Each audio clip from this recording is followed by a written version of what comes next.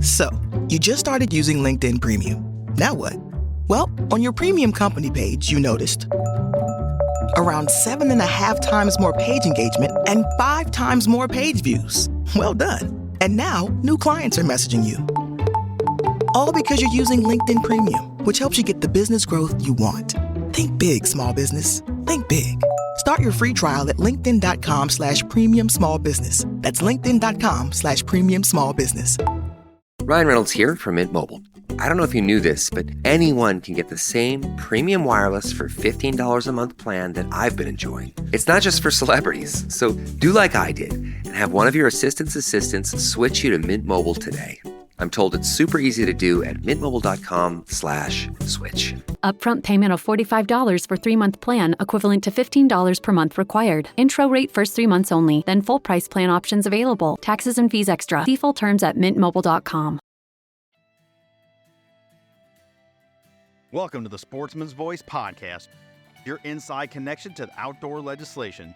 From the Beltway to policy happening your way, we're covering it all. I'm your host, Fred Bird. Join us as we explore public land access, wildlife and fisheries management, Second Amendment rights, the triumphs that shape our nation, the sports we all love, and the stories that fuel our passion for the great outdoors. This is the Sportsman's Voice podcast.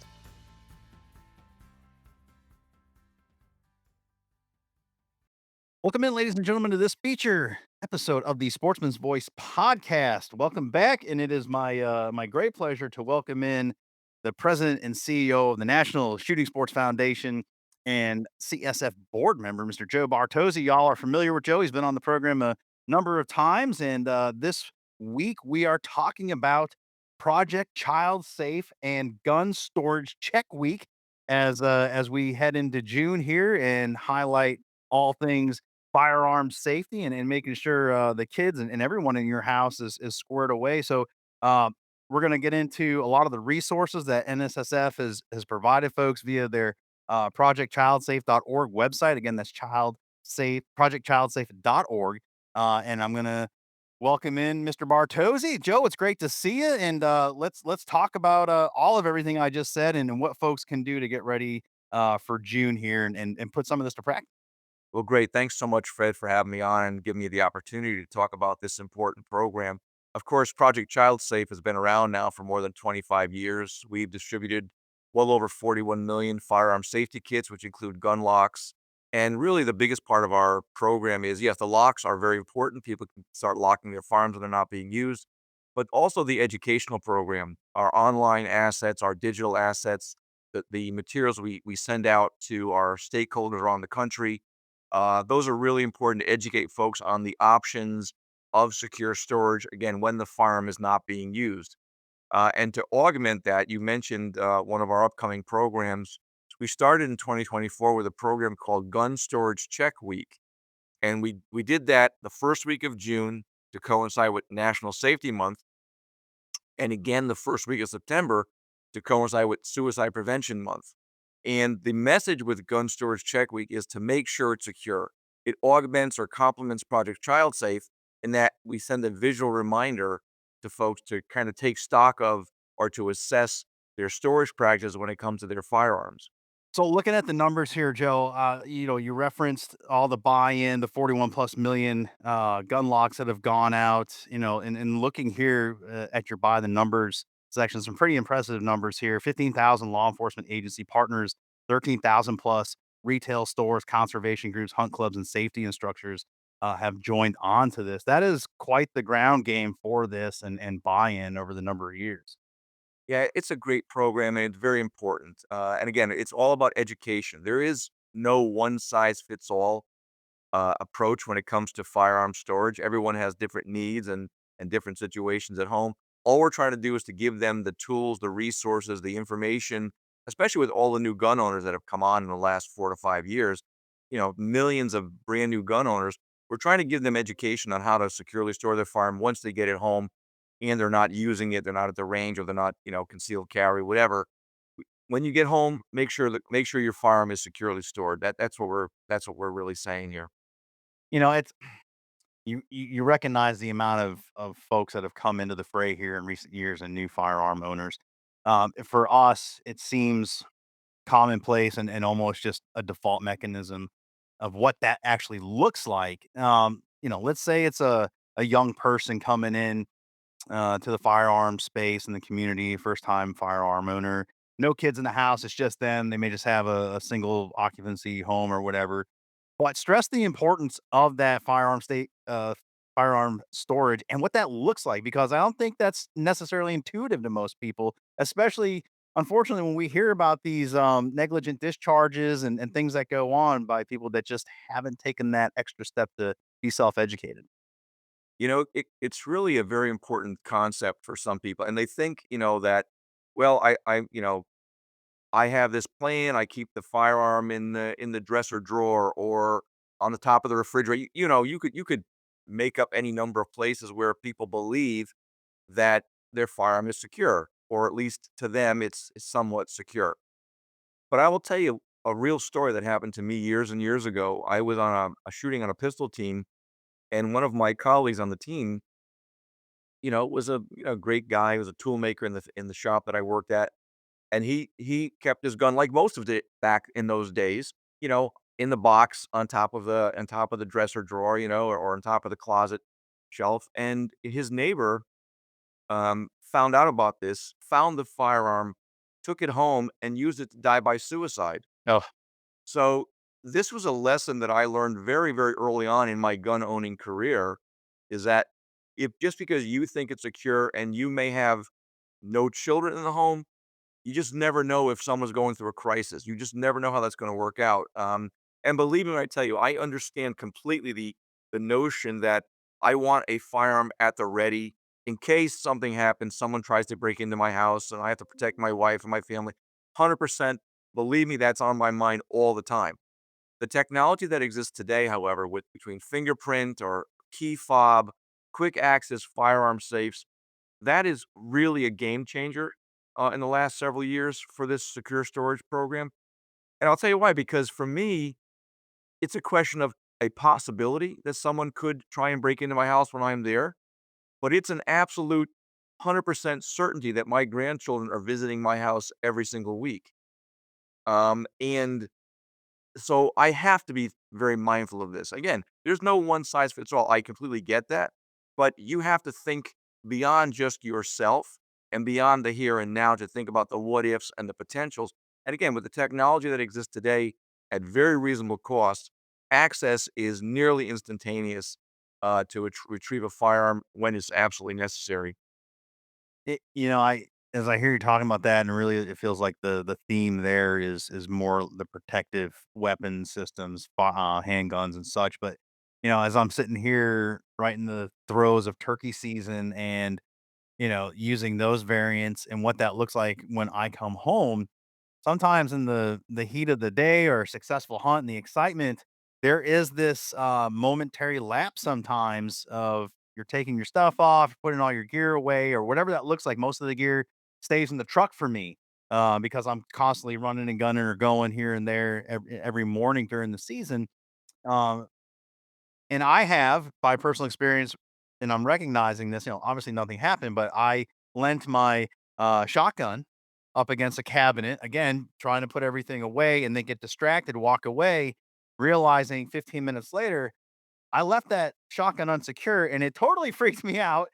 No one of the kids were upstairs, but then you start running through those what if scenarios and, ammunition and everything being separate. But still, it did freak me out enough to be like, in my daily SOP, especially during the hunting season, or if you're coming home from the range, to be very meticulous and stop and go check box by check box, accounting for everything, knowing where everything is, and having those redundancies set up. That No, worked for me. I don't know if that's too, OCD, but I'd rather be OCD than have someone DOA. there is no substitute for having a good thought like that and a plan and a process. Our Project Child Safe Hunt Safe program really stresses the fact that the hunt is not over until your firearm is securely stored. Again, coming back from pheasant hunting or turkey hunting or whatever I'm doing, you know, wipe the gun down, put it away, lock it up. and then I'm done. Then the rest of the gear and the kind of the accessory stuff, yeah, I can take care of that at my leisure. But as I said, when even though it's right now, my wife and I are empty nesters, it doesn't mean that I'm not going to get a visit from a grandchild or a neighbor. I just don't want to have that.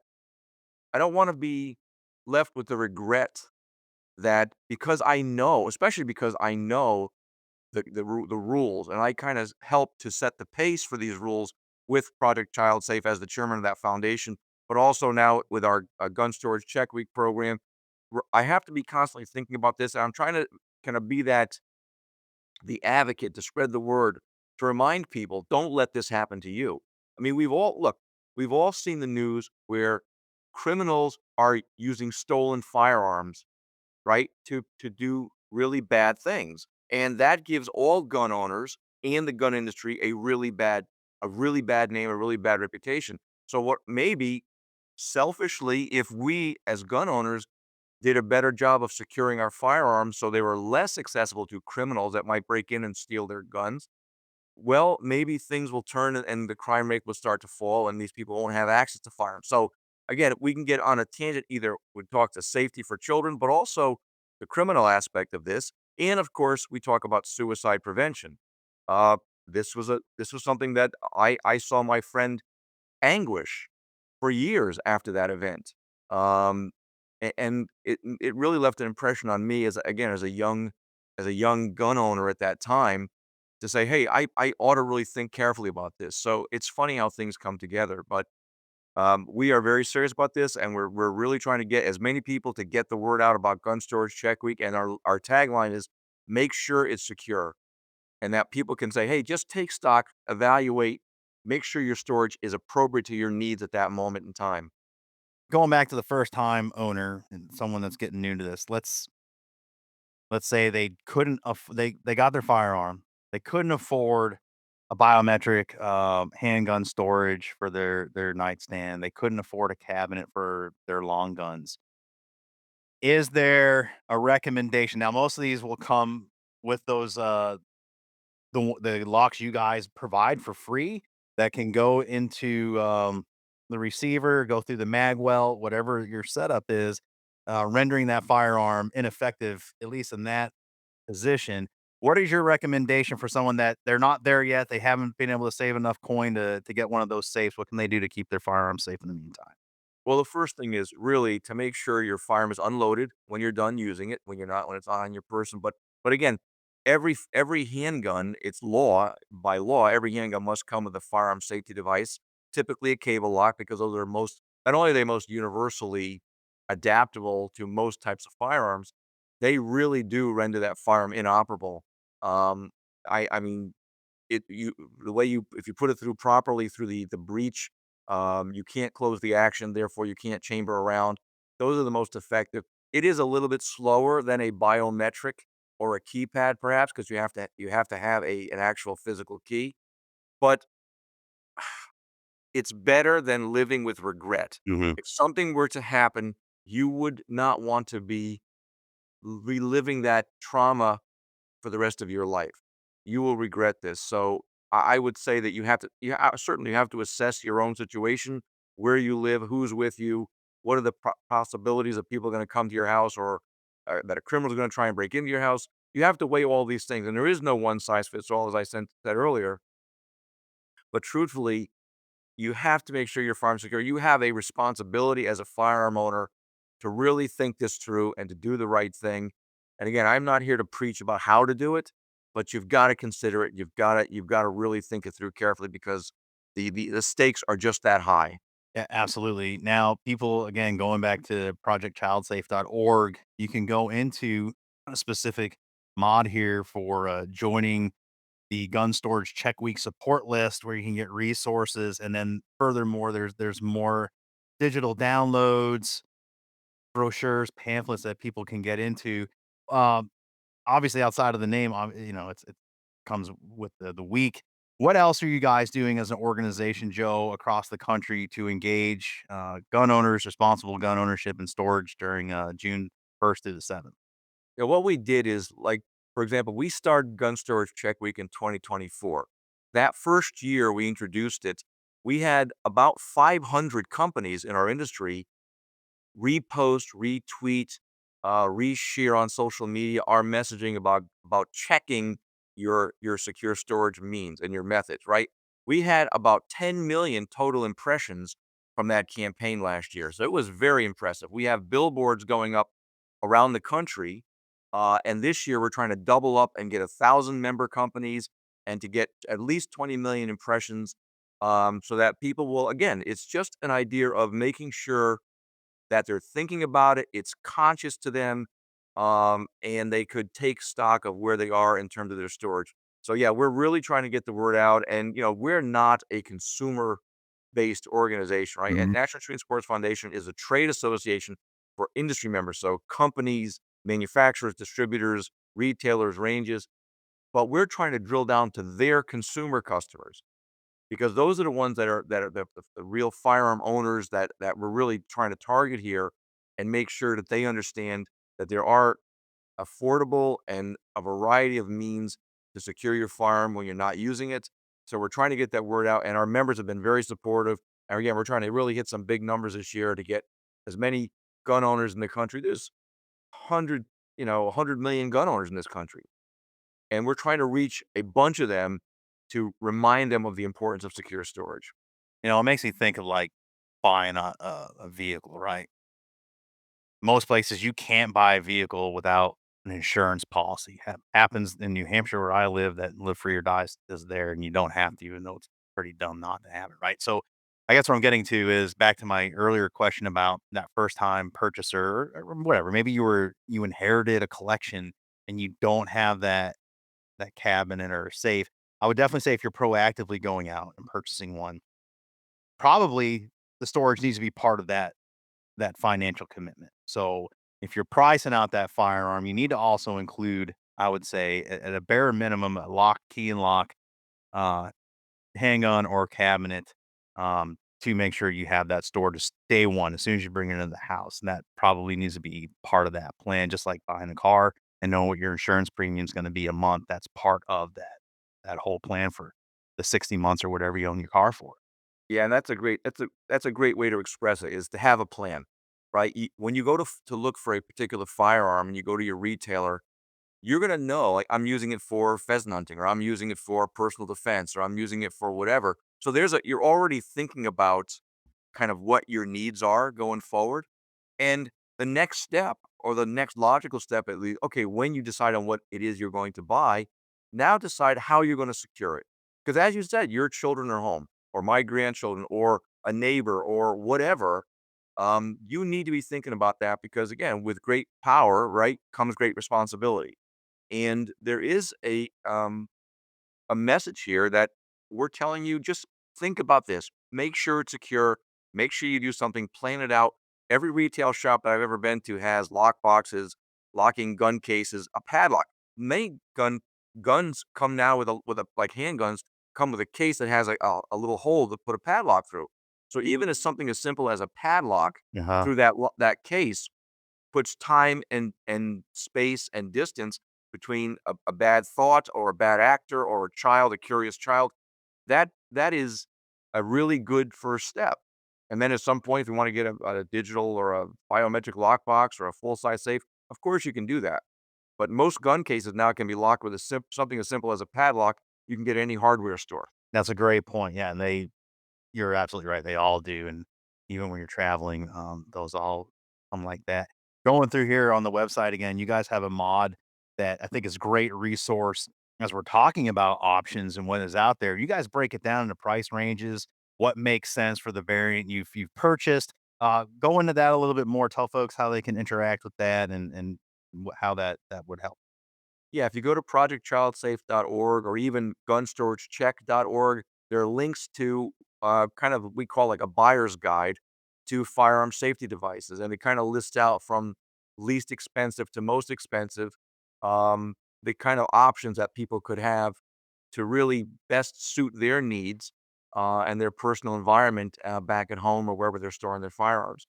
So again, it's a very simple, rudimentary kind of price-based um, guide just to try and help people see that there are options available, try and fit every budget. In many cases, you're gonna get a free cable lock, with most guns nowadays. But again, as I said, most gun cases come with an ability to lock them with even a simple padlock. So there's plenty of opportunities, and frankly, not a lot of excuses for not storing your firearm responsibly when you're not using it. Yeah, no doubt. So a lot of our conversation so far, this recording session has been around home storage. And what I like here, one of your resources points out and brings to mind is vehicle storage. So in the home storage, for example, you guys have standard lockbox with a price range anywhere from starting at $25, which is easy, to $350. Electronic lock boxes, $50 to $350. But then it goes into vehicle storage. Um, and I think this is a great point to bring up. People are carrying, whether for, like you said, personal defense, or they're going out in the hunt, or they're going to the range to plink around, and we still gotta bring that standard on the go. Yeah, that's a great point. What we learned from ATF is that most of the firearms that are stolen and later used in crimes are stolen out of vehicles, not out of homes, but rather out of vehicles. And I guess that makes sense because vehicles are much more accessible. Breaking glass, you can get right in.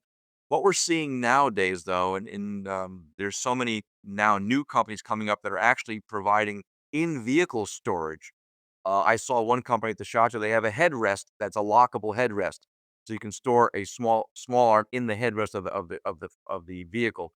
They've got console lock boxes. They've got trunk lock boxes. These are things that are now much more readily available than they ever were before. Yeah. Again, reacting to the reality that guns are stolen from vehicles. And, like, for example, you cannot if you're a concealed carry holder, you cannot bring your firearm into a post office. If you have to go to a post office and mail a letter, by law, you could be arrested if you carry your firearm into a post office. So what do you need to do? You need to lock it in your vehicle. Now, some say, "Well, I'll just throw it in the glove box." Okay, but that's not as secure as these new devices we're seeing that are actual lock boxes designed for vehicles. So again, the options are there. They're available. You got to research them and you got to look at them because they are going to be very instrumental in keeping your gun right for you so it doesn't get stolen and keeping it out of the hands of a criminal or a child or someone else that could do harm or harm themselves. I'm not a lawyer, but I can kind of riddle some of this out, right? And we've seen this, especially as it comes to underage kids accessing their parents' firearms because they're insecure, that just because an evil person goes out and commits evil atrocities, or like your example, someone breaks into your car, steals your handgun, goes out and commits crimes, those firearms, at least at the point of sale, I know we don't have a gun registry in this country, and I would argue otherwise, but at least at the point of sale, going through that FFL transfer on that 4473, your name's attached to that serial number if you did it above board. And the feds or whoever is investigating a crime is gonna start with you.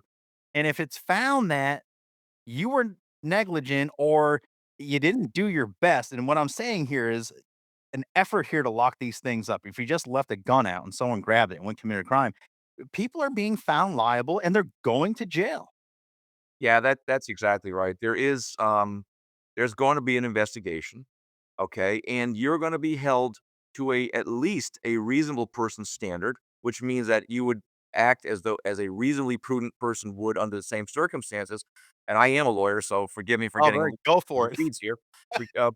But I can guarantee you when the facts come out, when the investigation is launched and it's determined, if it's determined that, well, yeah, the firearm wasn't locked or it was sitting, in the center console of my car unlocked, and that's maybe in many jurisdictions going to be considered to be unreasonable, especially in light of what we're seeing with smash and grabs occurring all over the country. Okay, so people should not be surprised to learn that more guns are stolen out of cars than anywhere else. So it's going to be unreasonable for someone to say, "Oh, I didn't lock my gun when it was in my car or in my house or wherever it was." And not only the feds, a plaintiff lawyer is going to come knocking because the victims of that crime are going to say, "This all started with you." Right. Look, you're seeing parents being held accountable for giving firearms or giving access to firearms to a child that goes out and commits a crime. This is going to, I think it's something that's going to expand because there's now courts are allowing these type of suits to go forward. And again, whether right or wrong, I'm not going to get involved into the weeds here on this. But there are certainly some situations, some cases where it certainly seems very unreasonable to entrust a child with a firearm under the circumstances. And that's they're going to look back at every report, every school resource officer, everything they're going to find to try and drum up some support to sue you for what they are going to allege has happened. So if self preservation is is something that is very strong in your mind, do the right thing, lock up your firearms, keep them out of the hands of children or criminals or people that might be suicidal, and you're going to be better off in your own in your own community and in your own mind as well. The Second Amendment guarantees us the ability to own. Um, but again, you said it earlier with great responsibility, great power comes that great responsibility. And that all comes just because you're allowed to have it doesn't mean you are alleviated from any of the responsibility that comes with that. And again, this whole week and what you guys are highlighting at NSSF and the programs and the resources you have available, it's really if you're tuned in, there's no excuse, literally no excuses. And I dare say, and I've done this before in the past in another earlier part of my life, have done those transfers and we used to give a briefing and make recommendations, and it wasn't about upselling or scaring people. It's just the very candid truth and that responsibility when they're walking out the door of that firearm dealer of what they have now in their possession. Yeah, we all of us have a duty to be advocates for our industry, for our sport, right? Whether it's hunting or target shooting or whatever it is.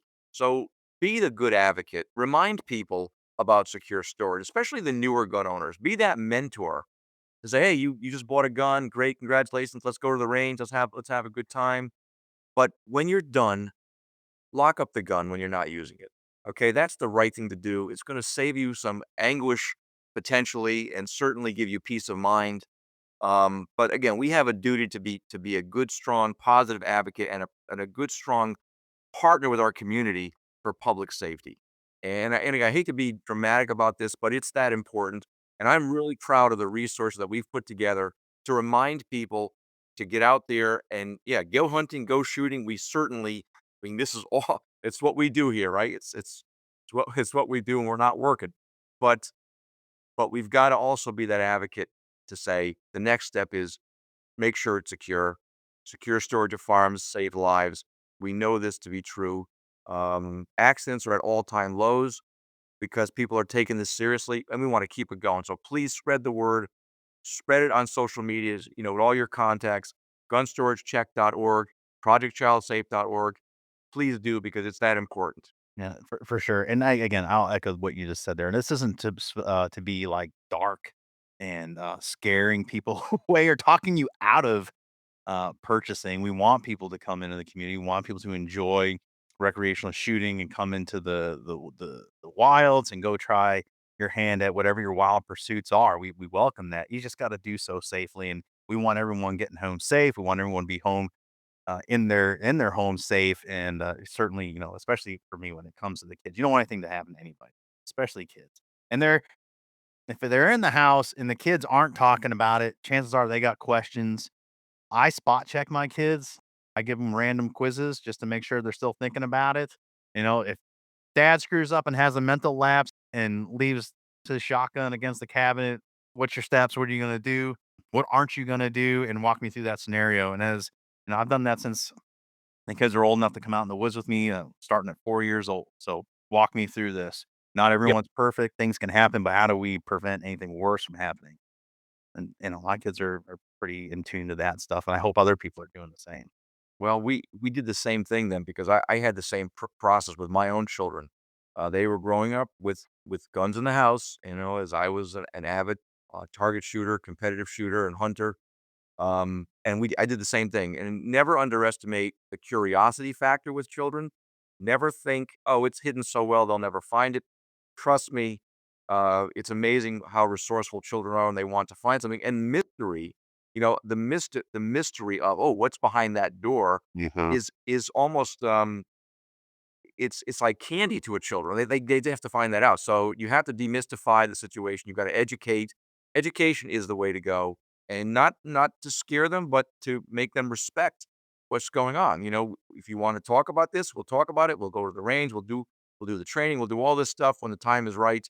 But this is how serious this is, and here's why it's important.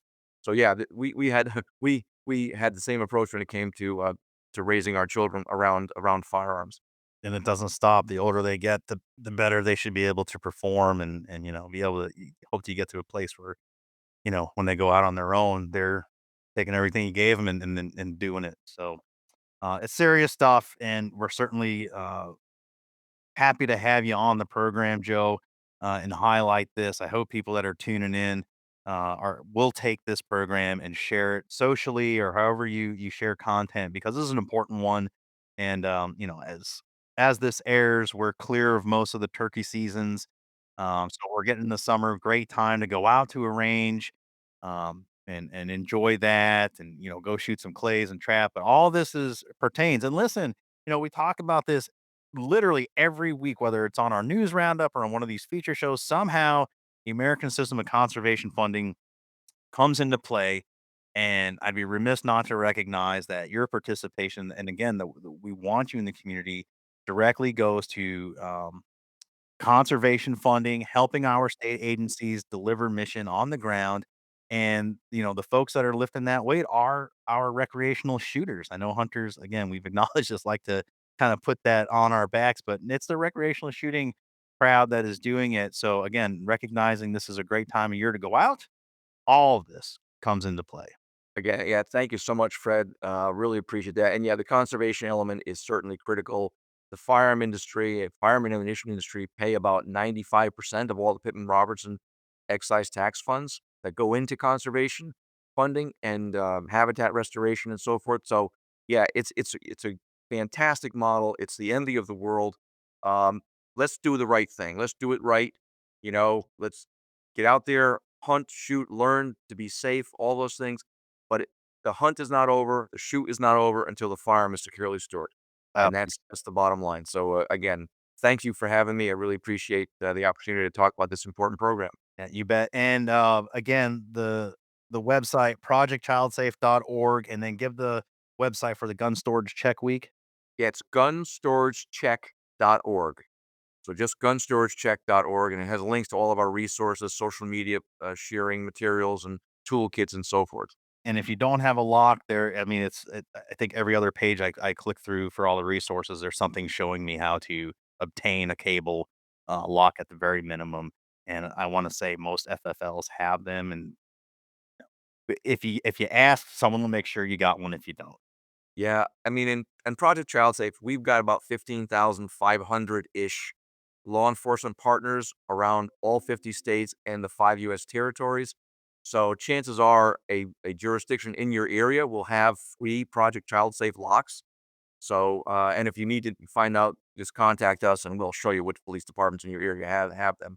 But yeah, we're trying to remove as many excuses or barriers to entry as possible for securely storing firearms. So again, with the 15,000 plus law enforcement agencies, there's bound to be one near you. Fantastic. Mr. Joe Bartozzi, we thank you for your leadership on this, for NSSF's partnership, and we will see you very soon. All right, thank you, Fred. Thank you. Appreciate your time. All right, my thanks to Joe once again for his time and joining us on the program for this very important discussion surrounding firearm safety, Project Child Safe, and gun storage check week. This will kick off here as this podcast drops in a couple days. So, again, that 1st to the 7th of June, really highlighting gun storage, and safety, and everything that we just talked about for the last 40 or so minutes. Yeah, no excuses. If you're buying a gun, if you're being willed a gun, somehow you come into possession of a gun, that's part of your calculus. You gotta lock this stuff up. We hit on so many different scenarios, and I'm sure there's more that we didn't get to that someone will, inevitably come up with. But many problems can be solved with firearms, starting with how they're conditioned and how they are stored, and limiting access to only those who are trusted and who are competent to do so. So, and I say that, there, some will say, well, there's no test for that, which is true. And I say competent insofar as you bought a gun, you filled out a 4473, you went through the next process, and that's where I'm at. You passed that background check. Anyway, lock them up, keep them safe, keep your kids safe if you got them, keep your grandkids safe, all that. Keep the kids safe. And as we ended there, remove that taboo, remove the mystery around it. They're tools. That's it. They're like a hammer. You could do a lot of harm with a hammer, a crowbar, any tools, a saw, electric saw. Go down the list. Your three-fingered shop teacher can probably tell you about a table saw that went condition that went awry, right? So again, guns, same thing. They're a tool. If it's unloaded and it was left out sitting on the table, that gun can't come to life, get a pulse, and become self-aware and make decisions for itself to do bad things. It's just a tool, but it matters about someone's access to that tool, and then the hands and the intentions of the person using that tool. So to prevent any bad things from happening, lock up your tools, and make sure you know who's borrowing them tools if someone else other than yourself is using them, right? So I'm starting to sound like Tim the Toolman Taylor here. Tune in every Wednesday, as you know, for the weekly news roundup, and then always the ability to go back and check out older programs. You can go back to our turkey camp and our conversation with Mark Duda about public perception, wildlife councils. Great show there. In the coming weeks, we're going to bring to you our Congressional Clays coverage, conversations from that event, and then our Q2 federal policy update, kind of see what is happening down there on the Hill. You'll hear from Taylor Schmitz, Chris Horton, John Colclasure, update you guys where we're at as we're moving through the 119th. And yeah, shoot, then we're 4th of July coming up, and then golly days, we're into July. So as always, I thank you guys for tuning in, listening. Share this one especially. I always ask that you guys are able to share this stuff around, links, the snippets that come out on social, and hip your friends and family to this stuff. But this one's an important one, and without overstating it, I mean, you could save a life here, um, providing the resources to someone that needs it. That's it. And then for us, you can always go to congressionalsportsman.org. We have more resources there on a myriad of topics. Sign up for the weekly newsletter and check out the Tracking the Capitals feature. You can go in there, set up your profile, all about 2 minutes, start tracking legislation. If you haven't, these are all free to you. Same thing with the NSSF resources we highlighted, all free to you from both organizations. I highly recommend you go in and play around and utilize both. That's it. That's the show. We will see you guys next week for the roundup. No feature. And then we come back to our Clays coverage. You're still turkey hunting out there. Not a lot of days left. But if you're a couple places in the north, good luck if you're still holding tags. And get into some summertime fun. Be safe out there, everybody. We will see you next week. So long.